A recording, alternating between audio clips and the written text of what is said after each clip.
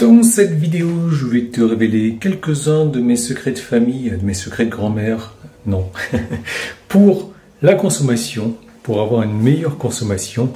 Alors tu peux pas l'appliquer tous les jours, mais il y a certaines périodes où tu peux l'appliquer.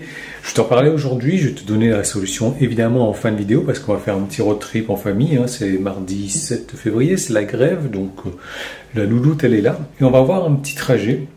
On va voir comment gérer ce trajet-là ensemble. Ben, j'espère que je vais réussir à faire des consos plus ou moins raisonnables, parce que sinon, la vidéo n'a plus aucun intérêt.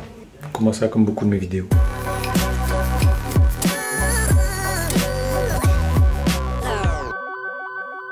Alors, on est à 93%, et où est-ce qu'on s'en va? On s'en va où encore? Aigues-Mortes. Allez à Aigues-Mortes. Ah oui. Vive la connectivité premium. Allez à... D'accord. Allez à Aigues-Mortes.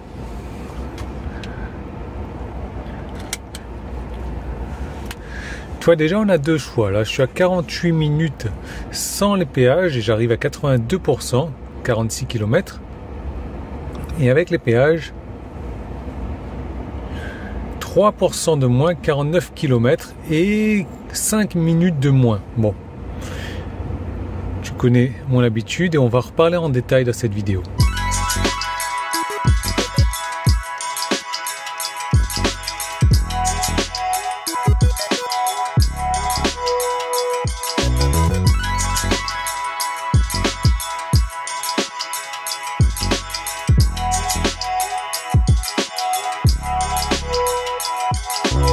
« 83% comme convenu, même si tu vois, il commence à pleuvoir au niveau des consos. Je tiens à préciser quelque chose. Il fait 7 degrés, on est parti, il était 6 degrés, donc la voiture a commencé à préconditionner, réchauffer la batterie. Malgré tout, non, il y a encore une demi-seconde, il y avait encore cette flèche verte là. Vas-y, mets ta ceinture plus pour voir. Non, c'est bon, tu peux détacher. Pour me dire que voilà, la batterie était froide, donc vraiment il a réchauffé tout le long de la route. Malgré tout, au niveau des consos, on est pas mal, je pense. Pour du 6-7 degrés, on est sur du 122 Wh par kilomètre. 46 minutes, 47 km, ça fait une moyenne de 60 km/h, c'est vrai. Mais bon, bah c'est normal, hein, quand tu fais de la ville, de la nationale, des ronds-points, des trucs comme ça, c'est chose complètement normale. Première astuce de grand-mère, parce qu'il paraît que je roule comme un grand-père. Rouler aux limitations de vitesse. Ouais, ça paraît con à dire comme ça, mais il n'y a rien de plus vrai. Si tu roules à 55 au lieu de 50, du coup tu roules 10% plus vite. Du coup, devine quoi? Tu consommes combien de plus? Ah, plus? Si tu roules 10% plus vite, tu consommes combien en plus? 10%, exactement. Si tu roules à 90 au lieu de 80, 10% de plus.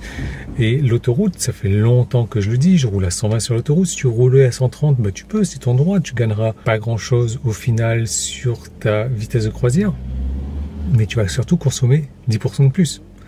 Et c'est bête à dire, mais tu vois, entre une consommation à 13,9 et 15,3, tu vois, les chiffres sont pas très jolis. D'un côté, on a 13, de l'autre 15.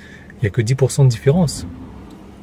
Donc, ouais, première étape, rouler aux limitations de vitesse.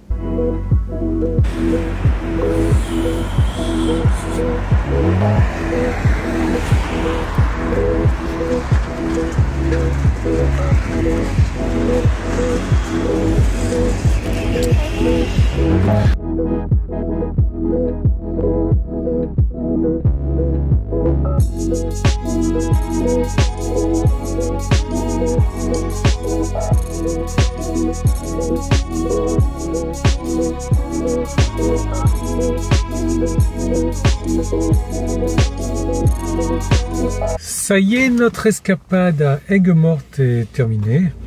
On a gagné ça. Voilà.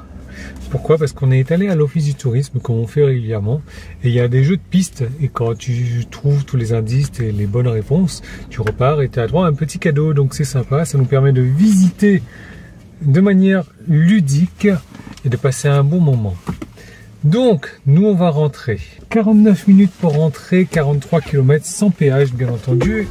Et justement, on va s'attarder là-dessus parce que c'est mon astuce. Autant que possible, j'essaye de ne pas prendre les péages. Tu vois, dans ce cas présent là, j'ai économisé entre 3-4% à ne pas prendre le péage.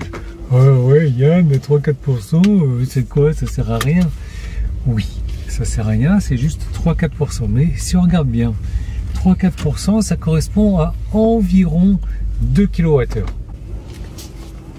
2 kWh, moi si je me charge à domicile, ça me prend, on va dire, une bonne demi-heure, 35 minutes pour récupérer ces 2 kWh. J'aurais pris le péage pour économiser 5 minutes et finalement, il aurait fallu que je me branche une demi-heure de plus, voire 40 minutes de plus à la maison pour gagner, pour récupérer ces 2 kWh que j'ai perdus. Est-ce que je gagne vraiment en change en prenant le péage? Non. Sur une prise à 11 kg, eh bien, ça m'aurait pris genre au moins 10 minutes, voire presque un quart d'heure pour récupérer ces 2 kWh. Gagner 5 minutes pour en perdre 15 après, non, je sais pas, je trouve pas que ça soit une bonne idée. Au superchargeur, oui, ça va plus vite, simplement ces 2 kWh m'auraient coûté 1 € de plus.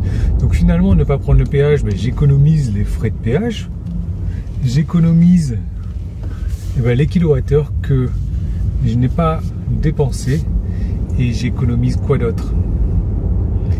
J'économise au niveau consommation aussi. C'est pas mal comme petite astuce. Bon, c'est sûr, ça marche pas dans tous les coups, hein. Quand je fais un Nîmes-Lyon, oui, je prends le péage, mais je roule à 120. Et je t'ai expliqué pourquoi je roule à 120. Allez, nous on est parti. 47 minutes, 42 km, arrivé avec 71%. On peut se tâter vite fait, hein, le péage. 5% de plus. C'est énorme. C'est énorme. Allez.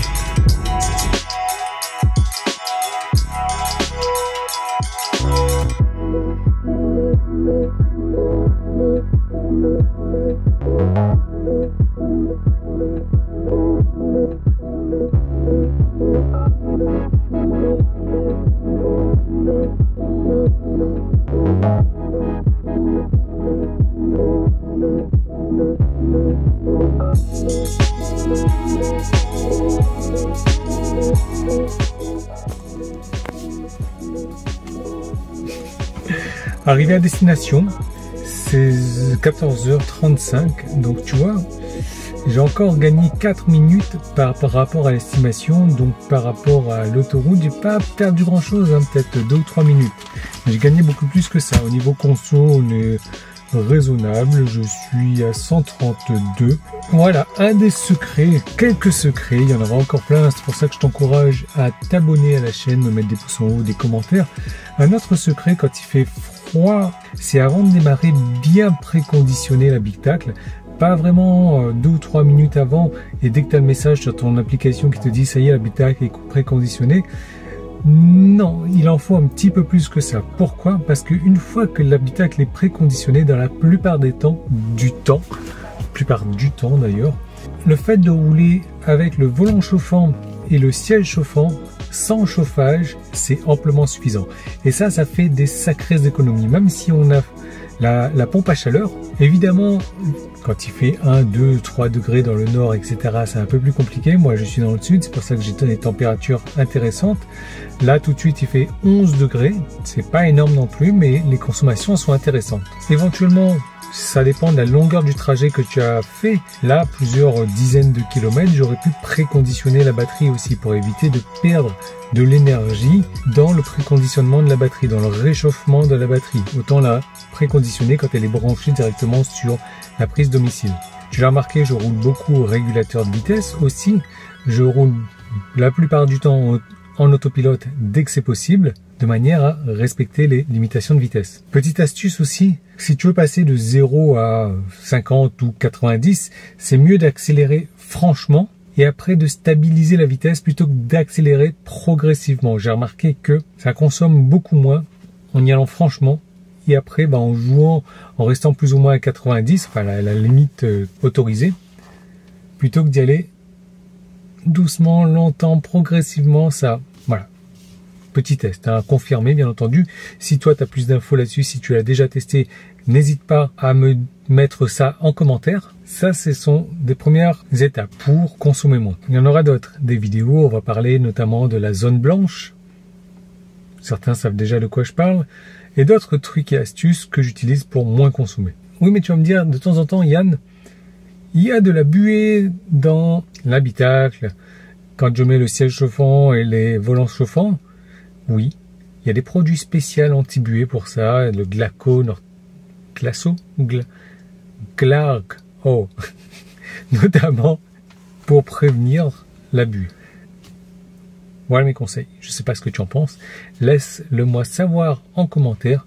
Laisse-moi un pouce en haut comme d'habitude. Abonne-toi à la chaîne si ce n'est pas encore fait, s'il te plaît. Ça me fera plaisir. Ça fera plaisir à YouTube en lui disant que cette chaîne est intéressante, que ça donne des informations intéressantes, que ça fait des road trips sympas en famille, que ça montre du soleil quand certains n'ont pas vu le soleil depuis un moment. Donc de mettre en avant la vidéo. Moi je te retrouve dans une prochaine vidéo.